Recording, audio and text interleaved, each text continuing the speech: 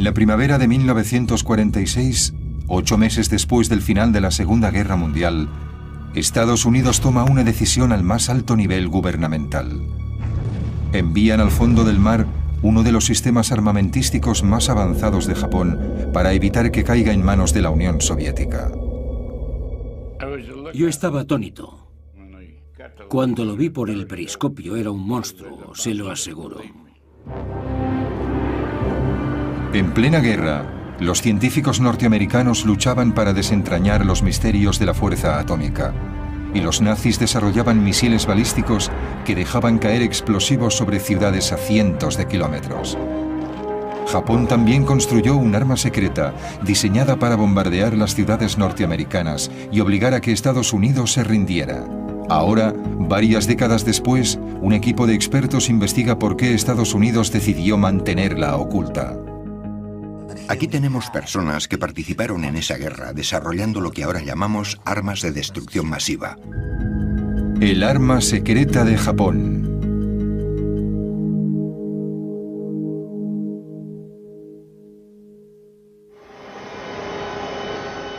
En las cercanías de la isla de Oahu, exploradores submarinistas de la Universidad de Hawái están preparándose para una inmersión maniobrando su submarino de investigación en aguas profundas. Les confirmo posición, 24 grados...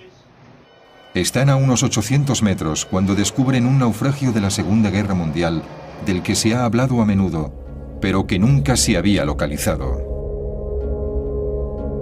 Un arma tan secreta que los norteamericanos no supieron de su existencia hasta el final de la guerra. Se han reunido 3 expertos para descifrar los secretos del programa japonés I-400. Podían rodear el Cabo de Hornos. Podían rodear el Cabo de Buena Esperanza. Son 59.500 kilómetros. Exacto, eso les daba una enorme cantidad de opciones estratégicas. Podían atacar en cualquier lugar del mundo. Era un sistema de armas global. La historia del secretísimo I-400 empieza poco después del mortal ataque de Japón a Pearl Harbor. Los japoneses atacan en diciembre de 1941 porque han visto que es una buena oportunidad. Sí. En esos momentos Japón tiene la marina más poderosa del Pacífico y se lanzan a ello. El arquitecto del ataque japonés de Pearl Harbor fue un almirante educado en Harvard, Isokoro Yamamoto. Su objetivo era conmover a Norteamérica con un golpe tan duro que la población civil se aterrorizara, se rindiera a Japón y pidiera la paz. Su ataque a Pearl Harbor consiguió hundir 5 acorazados, provocó daños en 3 destructores y varios barcos pequeños. Pero afortunadamente para los norteamericanos sus 3 portaaviones estaban en el mar el día del ataque. Fue el único error en el plan de guerra de los japoneses.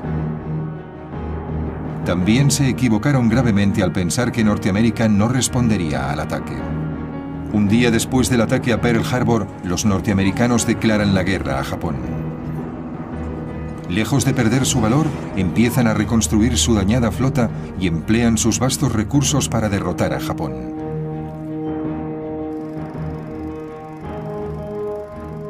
Si Japón quiere obligar a Estados Unidos a negociar, Yamamoto tiene que idear una forma de mantenerlos a la defensiva, desmoralizar a la población civil y hacer que la guerra sea demasiado costosa para que puedan luchar.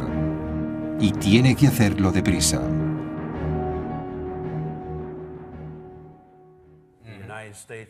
Las industrias de Estados Unidos empiezan a tomar parte de una guerra basada en la economía. Y él sabe que cuentan con todos esos medios. Conoce la limitada capacidad de la sociedad japonesa contra la gran capacidad de la sociedad norteamericana. Personalmente estaba en contra de una guerra con Estados Unidos, porque sabía que no podían ganar. Pero al mismo tiempo, como comandante en jefe de la flota combinada, sabía que tenía que elaborar una estrategia que hiciera viable la guerra de Japón contra Estados Unidos. En los meses siguientes a los de Pearl Harbor, desesperado, Yamamoto busca formas de llevar la guerra al corazón de Estados Unidos, aun sabiendo que está a miles de kilómetros. Estudia el éxito de los U-Boot alemanes, los letales submarinos nazis que dan caza a los barcos en el Atlántico. Desde enero a julio de 1942, los U-Boat alemanes hunden 397 barcos que transportan millones de toneladas de suministros destinados a Gran Bretaña. Algunos fueron torpedeados cuando estaban a la vista de tierra estadounidense. Si los submarinos alemanes pueden acercarse tanto a la costa este de Estados Unidos, ¿por qué los submarinos japoneses no pueden aterrorizar la costa oeste? ¡A sus puestos! Para probar su teoría, Yamamoto ordena una serie de misiones contra la costa oeste de Estados Unidos. Envía un submarino a Santa Bárbara, California, para que bombardee una refinería de petróleo. Provocó pocos daños, pero desencadenó el miedo a una invasión japonesa a todo lo largo de la costa oeste. A lo largo del Pacífico se persigue al submarino japonés que ha traído la guerra a tierra estadounidense. En la costa, el merodeador ha atacado las refinerías de petróleo cercanas a la playa de Santa Bárbara. El trozo de una bomba hecha en Tokio produjo pocos daños, pero ha sido la primera lanzada a orillas norteamericanas durante esta guerra. Al día siguiente, la Brigada de Artillería Costera dispara 1.400 misiles antiaéreos contra lo que creen aviones enemigos, pero no se confirma el avistamiento.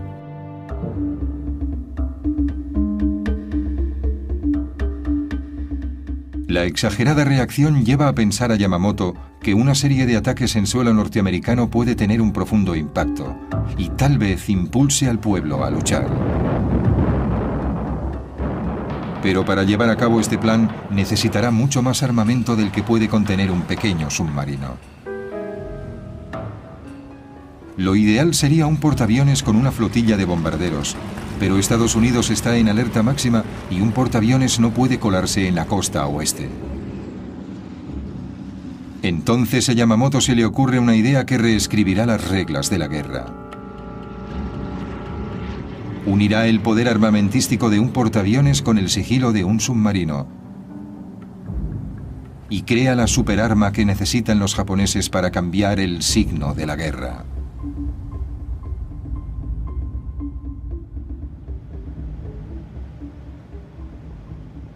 La idea de un submarino que transporte un avión no es nueva, pero solo para una misión específica, el reconocimiento. Poder lanzar un avión que vuele en círculos 60 u 80 kilómetros a ambos lados del barco amplía al capitán el conocimiento de muchos kilómetros más allá del horizonte. Pero Yamamoto quiere ver si un submarino que lance un avión puede convertirse en un arma ofensiva, que no solo sea un aparato de reconocimiento. Ordena otra misión de prueba. Esta vez un pequeño avión lanzado desde un submarino bombardea Oregón esperando el inicio del fuego enemigo. El ataque resulta fallido, pero la misión convence a Yamamoto de que un submarino puede pasar entre las defensas costeras y atacar a la inadvertida población civil. Si un solo avión lanzado desde un submarino puede sembrar el pánico, tal vez una flota pueda aterrorizar y humillar a Norteamérica. Poder llegar a su destino y lanzar un ataque por aire sin ser descubiertos daría a los japoneses una ventaja que ninguna otra marina, ninguna otra fuerza tenía durante la guerra. Yamamoto ordena a sus ingenieros que diseñen una flota de portaaviones submarinos que puedan cruzar el Pacífico sin ser detectados, desde donde lanzarán un escuadrón de bombarderos de alta tecnología que atacarán las ciudades de la costa oeste para desaparecer después sin dejar rastro, como los U-Boat germanos.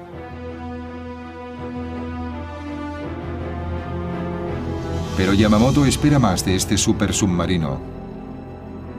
Quiere que su nueva arma aterrorice y desestabilice Norteamérica, atacando Manhattan y posiblemente hasta la ciudad de Washington.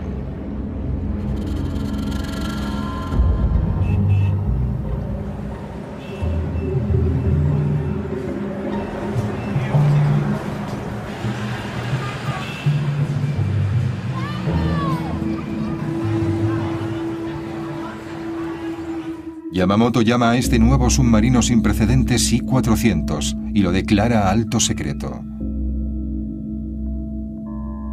Ahora, los japoneses tienen que hallar la forma de construir esta superarma a tiempo para que afecte a la guerra.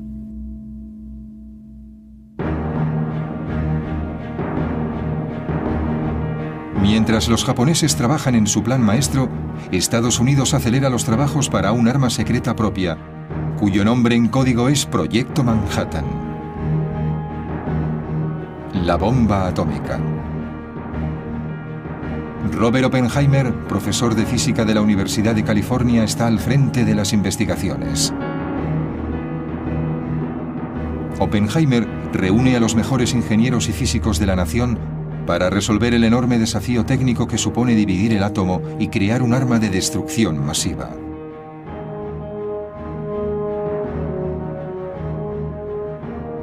Los norteamericanos temen que los alemanes y los japoneses estén construyendo bombas atómicas, así que deben actuar con rapidez.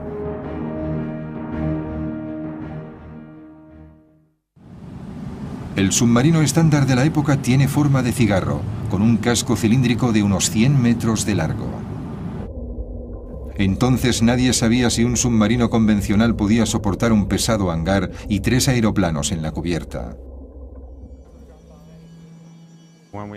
Cuando montemos esas piezas, tendremos la maqueta de un submarino que tiene las medidas a escala de un submarino 10 veces más largo que ancho.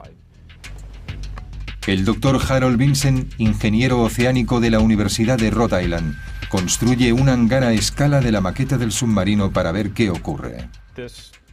Este tubo representa el compartimiento estanco del hangar, los 3 aviones y las bombas que transportan.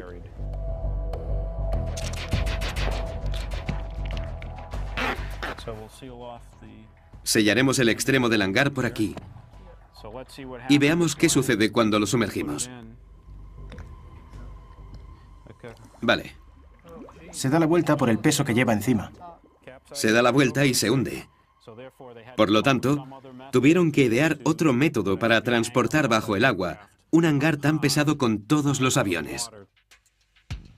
Los diseñadores japoneses deben encontrar una forma de albergar los aviones sin poner en peligro el delicado equilibrio del submarino.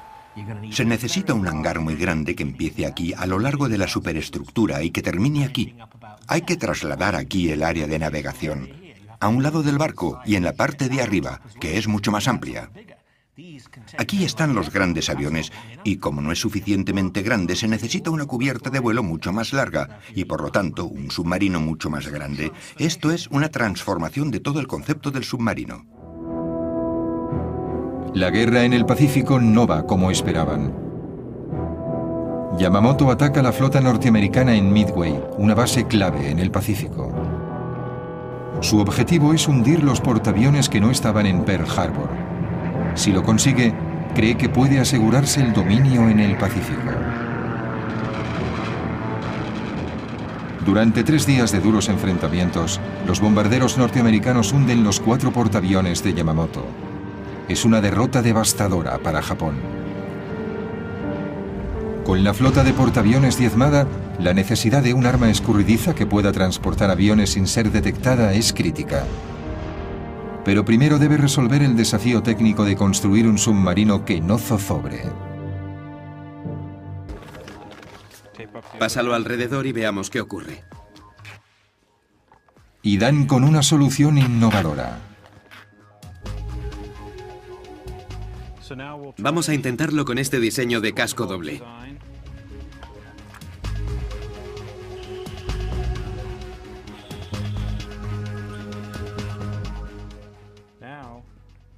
Ahora es muy estable. Se mantiene y no se da la vuelta. 2 cilindros, uno junto al otro, como una escopeta de 2 cañones. Con el mayor problema resuelto, los japoneses pueden por fin empezar a construir su nueva y monstruosa arma y seguir en la guerra. La construcción de los submarinos gigantescos empieza en enero de 1943. El nuevo reto para Yamamoto será utilizar su nueva superarma de la forma más efectiva que sea posible. Por la grave escasez de acero y mano de obra en Japón, solo podrá encargar 18 unidades. Cada submarino transportará 3 bombarderos cargados con una sola bomba, lo que supone como máximo 54 bombas por misión, un armamento muy limitado. En una sola noche, los bombarderos nazis lanzaron sobre Londres 1.400 bombas altamente explosivas. El ataque duró 57 noches, pero aún así, los británicos no se rindieron. El almirante se da cuenta de que sus 54 bombas sirven para provocar daños importantes en las ciudades, pero no para minar la moral de la población. Por eso empieza a considerar otras opciones. Los japoneses buscaban desesperadamente cualquier medio de infligir más sufrimiento a Estados Unidos. Y en un esfuerzo por evitar el avance o provocar una negociación de paz, pensaron en utilizar gérmenes contra las ciudades norteamericanas. Se discutió y era obvio que la forma de liberarlos era mediante un avión lanzado desde un submarino. Para optimizar la efectividad de esta pequeña flota, los japoneses buscan un tipo diferente de bomba, algo que pueda matar miles de personas en un solo ataque para rendir a Norteamérica.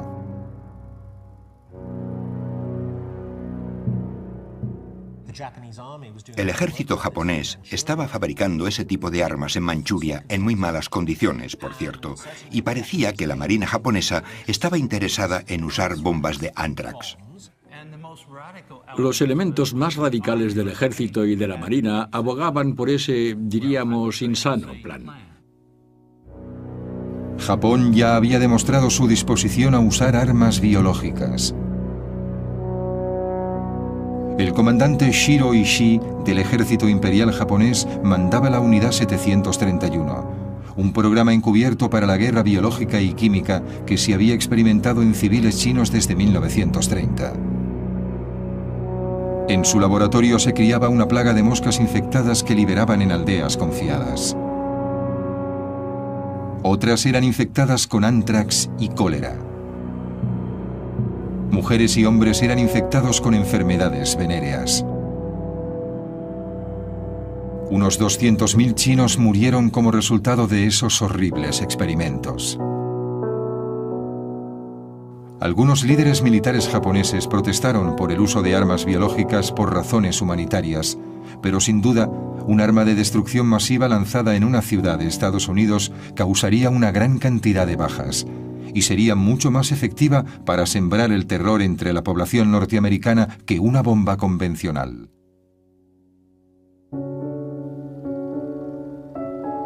Enero de 1943. Mientras se está construyendo el primer I-400, la Marina también está construyendo un bombardero secreto que será transportado en un hangar estanco en la cubierta del submarino. El nuevo bombardero se llama Seiran, que significa tormenta en un hermoso día. Como su nombre indica, el avión aparecía de repente, como la niebla, transportado por un submarino que ascendería a la superficie cuando estuviera cerca del objetivo, moviéndose como un ninja. Por eso le llamaron Seiran. Es un nombre muy poético. El teniente Atsushi Asamura es el último piloto de élite superviviente del escuadrón Seiran. En una ceremonia sintoísta anual, tiene la oportunidad de honrar a sus camaradas desaparecidos. Recuerda la emoción de formar parte del proyecto secreto. Nos sorprendimos mucho cuando vimos el Seiran por primera vez. Pensé, ¿este avión se puede llevar en un submarino?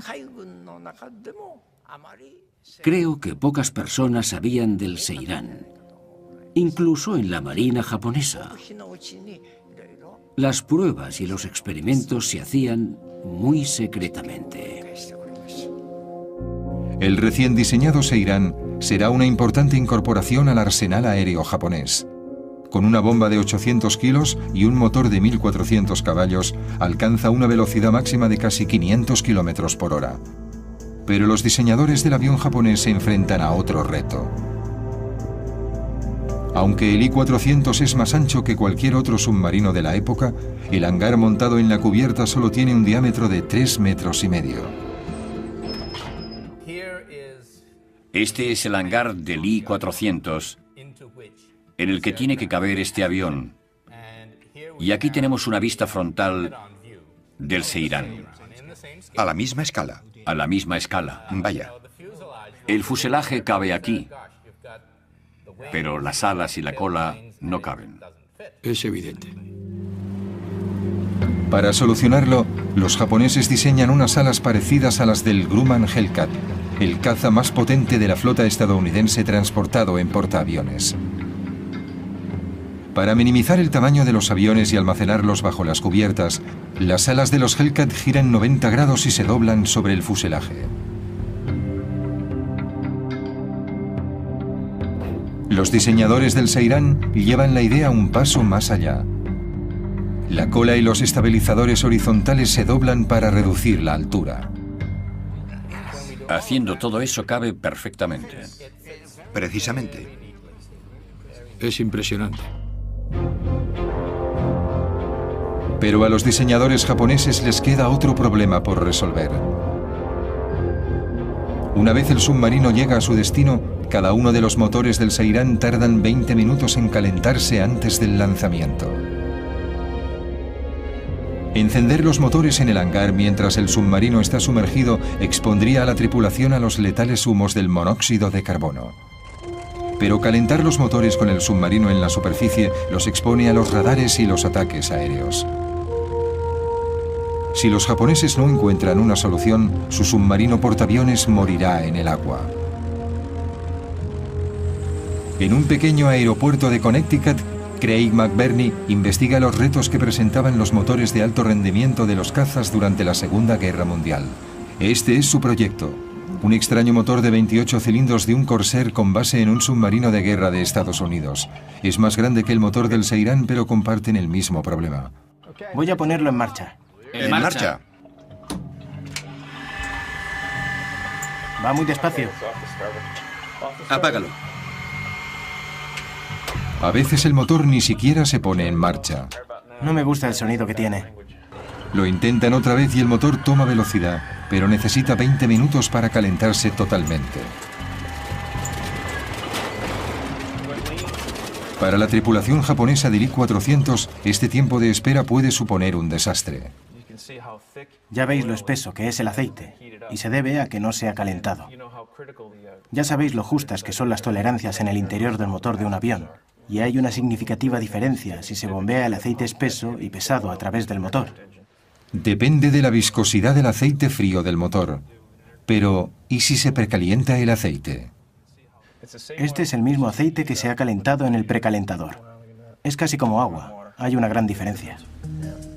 Los ingenieros navales japoneses hallan una inteligente solución, un depósito aparte para calentar el aceite del motor. El aceite caliente está siempre a punto para bombearlo a los cilindros y las válvulas. Es la misma tecnología que McBurney usa en el motor del Corsair. Dentro de este contenedor tenemos el depósito principal de aceite que alimenta el motor. Y también hemos instalado un depósito con un calentador. ¿Encendido? ¡En marcha! Así se pone en marcha inmediatamente. ¡Perfecto!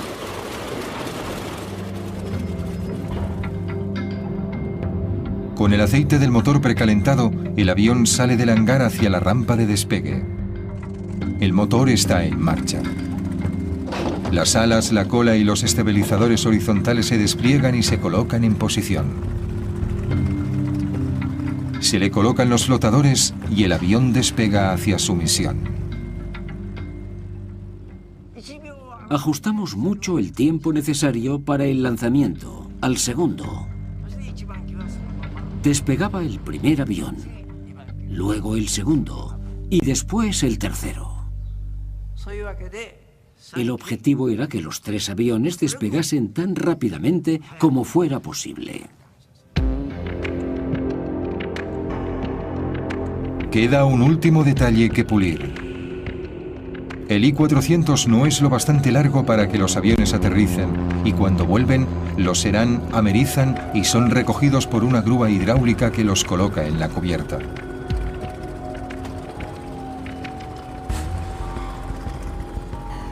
Resueltos los problemas de ingeniería, parece que el programa I-400 marcha a toda vela. Pero en abril de 1943, la Marina japonesa sufre una devastadora pérdida. El objetivo de Estados Unidos es matar al almirante Yamamoto. Su avión es derribado en las Islas Salomón.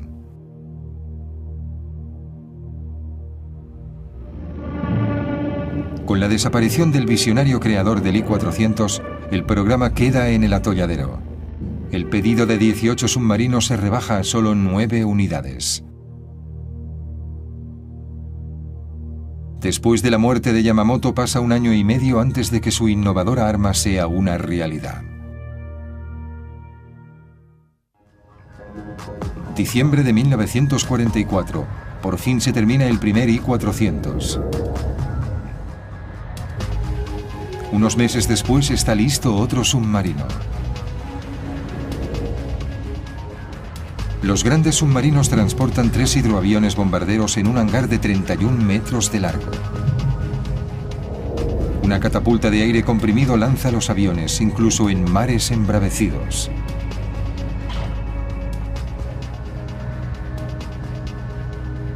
Con 121 metros de largo, el I-400 es el mayor submarino de los mares. Además, va fuertemente armado. En la cubierta de popa lleva un cañón de 140 milímetros, uno de los más grandes montados en un submarino. 4 cañones antiaéreos defienden el enorme barco de los ataques por aire. Y está armado con 8 tubos de torpedos situados en la proa. El hombre designado para liderar el programa I-400 es Tatsunosuke Arizumi. Estaba al mando del ataque submarino a Pearl Harbor. La tripulación ha sido escogida entre lo mejor de la Marina y es bien tratada. La moral de los hombres es alta, pero el alto mando japonés conoce la realidad. Estados Unidos domina en el Pacífico y Japón tiene que contraatacar con dureza.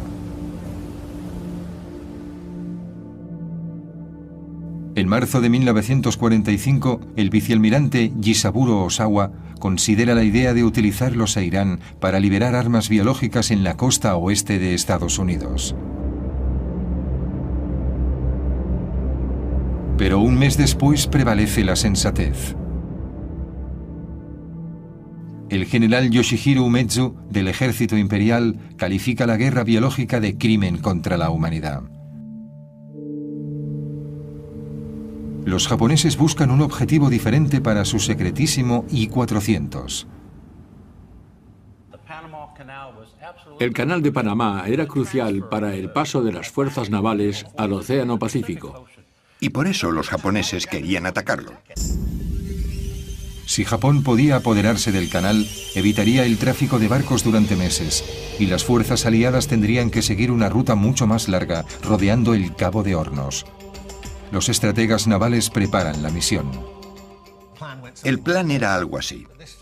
Esta flotilla de 4 submarinos transportaría 10 aviones que podían recorrer una buena distancia desde Quebec. Sí, navegando por el Pacífico. Unos 13.000 kilómetros hasta llegar al punto de lanzamiento, en el Ecuador, más o menos por ahí. Luego emergerían y lanzarían sus 6 aviones lo más deprisa que pudiesen. Y para sorprender totalmente al enemigo, llegarían de distintas direcciones. Volarían sobre Colombia, girarían bruscamente y de repente. Y luego, tal vez, descenderían a un nivel bajo, enfilarían el canal y atacarían por el extremo norte a estas compuertas. La misión sería extremadamente peligrosa para la flota y la tripulación de los I-400. Los submarinos tenían que hacer el viaje hasta el Canal de Panamá por aguas enemigas. En el verano de 1945, el Pacífico era un lago norteamericano y eso suponía que era relativamente difícil que cualquier barco enemigo entrara en el área del Canal de Panamá. Aunque los submarinos llegaran sanos y salvos a su destino, las esclusas del Canal de Panamá estaban muy vigiladas y armadas con cañones antiaéreos. Una opción era bombardear desde una gran altitud, pero eso presentaba otros problemas. Las esclusas y los muros eran estructuras de hormigón reforzado con acero de 2 o 2,5 metros de espesor. Desde 4.000 metros de altura apenas habrían visto el canal. Las posibilidades de acertar un blanco como ese eran muy pocas. Con solo 6 aviones con una bomba cada uno no había margen de error. Se les ocurrió un plan radical para asegurar el éxito del ataque. En aquellos momentos, las misiones aéreas japonesas eran llevadas a cabo por los kamikaze, misiones solo de ida, y el plan era hacer lo mismo aquí. Dada la escasez de recursos en la época, Japón no tenía más alternativa que los kamikaze.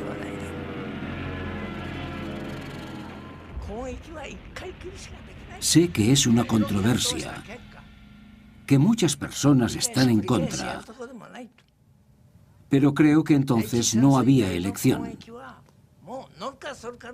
Sabíamos que probablemente no dieran en el blanco, incluso con varias bombas. Así que la única opción eran los kamikaze. Mientras la tripulación del I-400 se entrena para su misión en el Canal de Panamá, el proyecto Manhattan también se prepara para la suya. Un comité ha hecho una lista de posibles blancos para su bomba atómica. Hiroshima es una de las 5 ciudades recomendadas. Mientras cada país se esfuerza por contar con su arma secreta en la guerra, las fuerzas aliadas invaden la isla de Okinawa, a 1.500 kilómetros de Tokio. Una brutal lucha de 82 días acaba con la vida de 100.000 soldados japoneses y se destruyen miles de aviones y barcos de guerra. Parece inevitable que los norteamericanos invadan Japón y el vicealmirante Osawa vuelve a cambiar la misión de los I-400. El nuevo objetivo es el atolón de Ulithi. La enorme flota estadounidense lo utiliza como plataforma para la invasión de Japón. Ulithi era la base ideal para las unidades que atacaron Okinawa y tal vez para las que serían enviadas a la confrontación final en tierra. Seguramente desde allí también se enviaban los suministros. En la foto se veían varios portaaviones norteamericanos. El cuartel general nos ordenó atacar a todos los que pudiésemos. El plan es para los 2 supersubmarinos, el I-400 y su gemelo, el I-401, y 2 submarinos más pequeños, que salen desde Japón por separado. Luego se encontrarán en un lugar predeterminado. Antes del amanecer del 17 de agosto, Seis e Irán se lanzarán en un ataque kamikaze. Para aumentar las posibilidades de éxito, Arizumi ordena a la tripulación que enmascaren los bombarderos con distintivos norteamericanos, violando flagrantemente las reglas comunes de guerra.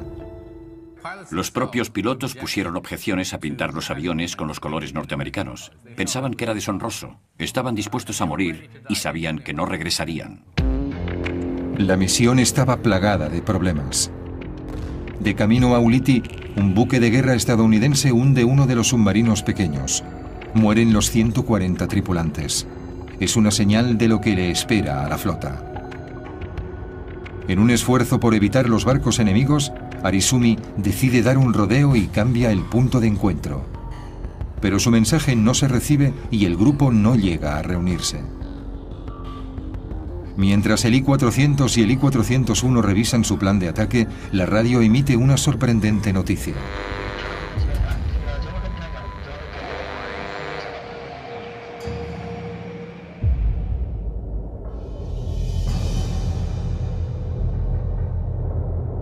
Estados Unidos ha derrotado a Japón con su arma secreta. El 6 de agosto, una bomba atómica aniquila la ciudad de Hiroshima y mata a unas 80.000 personas. El 9 de agosto, una segunda bomba cae sobre Nagasaki. Provoca 40.000 muertes y deja la ciudad en ruinas. 6 días después, el 15 de agosto, Japón se rinde a Estados Unidos.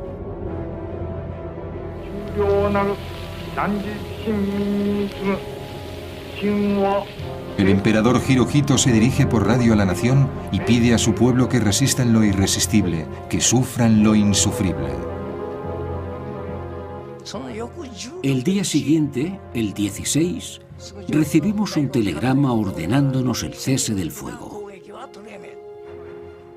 Al recibir ese increíble telegrama, gradualmente fuimos asumiendo la realidad. Entonces empezó a bordo el verdadero drama. En aquella época, rendirse y seguir vivo no existía en la Marina Imperial japonesa. Los capitanes de los 2 submarinos I-400 deciden cambiar el curso y regresar a Japón. Nadie quiere rendir esos costosos barcos ni sufrir la humillación de ser capturado en aguas enemigas. Para proteger su secreto, Arizumi ordena a la tripulación de los 2 I-400 que hundan en el océano los Seiran con los distintivos norteamericanos. Los submarinos japoneses no son un peligro para la flota norteamericana. El 28 de agosto, 2 destructores estadounidenses divisan al I-400 a 300 kilómetros de las costas japonesas. El gigantesco submarino intenta escapar, pero se rinde sin luchar. Harry Arvidsson es uno de los primeros norteamericanos que aborda el I-400. Cuando nos acercamos al submarino y vi cómo era, pensé, es lo más grande que he visto en mi vida. Luego, el 29 de agosto, un submarino norteamericano, el USS Segundo, avista el I-401. Carlo Carlucci era furriel del submarino norteamericano. Eran las 2 o 3 de la madrugada, antes del amanecer. Y entonces lo detectaron en el radar. No sabían qué era hasta que estuvieron bastante cerca. Tsuji Oyata era un joven marinero del supersubmarino japonés. No queríamos rendir aquel magnífico barco a Estados Unidos. Pensamos que era una vergüenza que lo capturaran. Aunque la guerra ha terminado, los norteamericanos no saben cómo reaccionarán los japoneses. La situación era confusa. No sabías qué pasaría. No sabíamos si dispararían o no.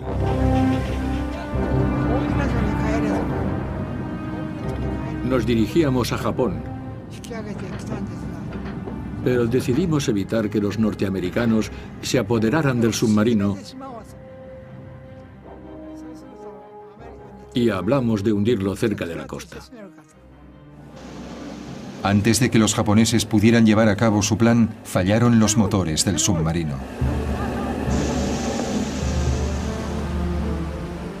El Segundo hizo señales al enorme submarino para que se rindiera, pero Arizumi se negó. Pasaron varias tensas horas con las armas del Segundo apuntando al I-401. Muneo Bando recuerda la captura.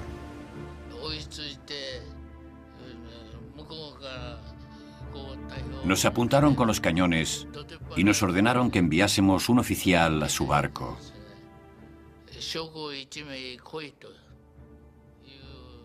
Dijimos, ¿qué quieren? ¿Que enviemos a alguien?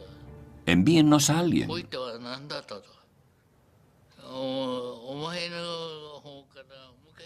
Nosotros insistíamos en mantener el orgullo y tratar de hombre a hombre.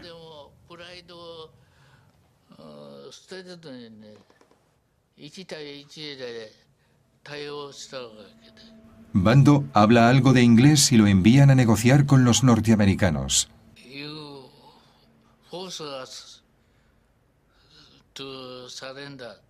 Dije, si nos obligan a rendirnos, nos suicidaremos.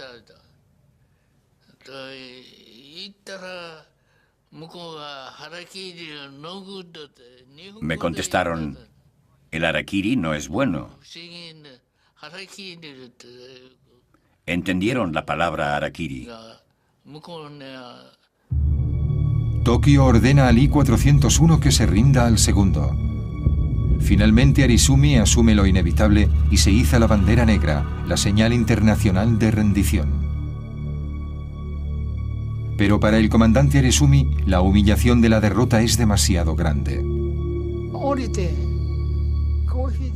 Fui a tomarme una taza de café y me senté un rato. Oí un fuerte bang. Se había suicidado. El capitán y yo entramos corriendo y vimos que se había quitado la vida. El capitán dijo, finalmente lo ha hecho.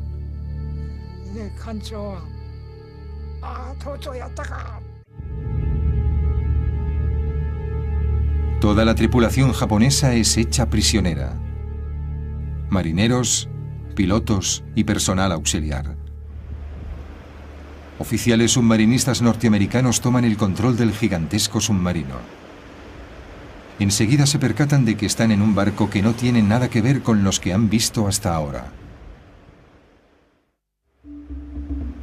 Uno de los primeros norteamericanos que abordan el I-401 es un joven marinero llamado Paul Whitmer. Inmediatamente descubre el inusual doble casco del diseño. Entramos en la sala de máquinas y había una puerta a una sala contigua. ¿Qué demonios es esto? Echamos un vistazo y vimos que había otro juego de motores. Había dos salas de máquinas, a babor y a estribor. Descubrimos que tenía dos cascos, era como dos submarinos, uno al lado del otro. La tripulación japonesa permanece a bordo y solo hay 6 norteamericanos al mando. Yo llevaba una 45, todos llevábamos una 45 y una buena cantidad de balas en el bolsillo de mi chaqueta. Si hubiera tenido que usarlas, habría disparado. Había mucha tensión. Nadie confiaba en nadie. No sabíamos qué esperar. Podrían habernos reducido porque nos superaban en número y si hubieran decidido hundir el barco no habríamos podido evitarlo. Los norteamericanos dejan las escotillas abiertas para evitar que los japoneses sumerjan el submarino y arrastren con ellos al fondo a los marineros estadounidenses. Con el paso de las horas se relaja la tensión entre los antiguos enemigos. Ahora tienen un objetivo común: manejar el submarino y volver sanos y salvos a Tokio. En la sala de máquinas aprendimos a comunicarnos con los japoneses. Tenían que enseñarnos y nosotros a ellos. Necesitábamos conocer algunas palabras para describir el motor. Era una forma de comunicación de escuela elemental. E intentábamos aprender sus signos y su vocabulario. ¿Cómo se llama esto? ¿Cómo se llama eso? Después de dejar a la tripulación japonesa en su país, la Marina decide llevar a Estados Unidos los inusuales barcos para estudiarlos. En diciembre de 1945 salen de Japón hacia Pearl Harbor. Los submarinos capturados llegan poco antes del día de Año Nuevo de 1946. La Marina de Estados Unidos no pierde el tiempo e inspecciona y estudia todos los detalles del diseño de los supersubmarinos.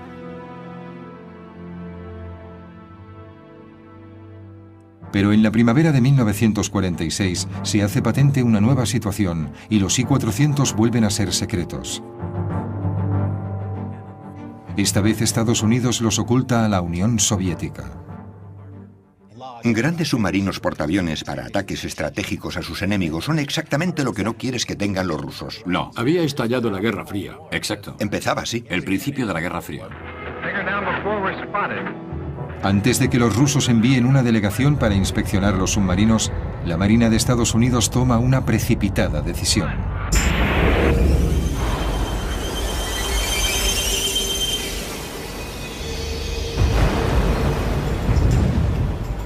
El 31 de mayo de 1946 hunden el I-401 en las costas de Pearl Harbor. 2 días después, el I-400 se reúne con él en el fondo del mar, y con ellos van los secretos de la ingeniería japonesa de la Segunda Guerra Mundial. Nadie conocerá todo su potencial.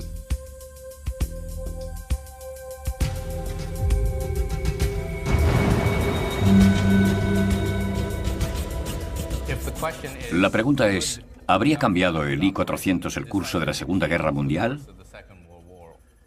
Seguramente no. Yo creo que no.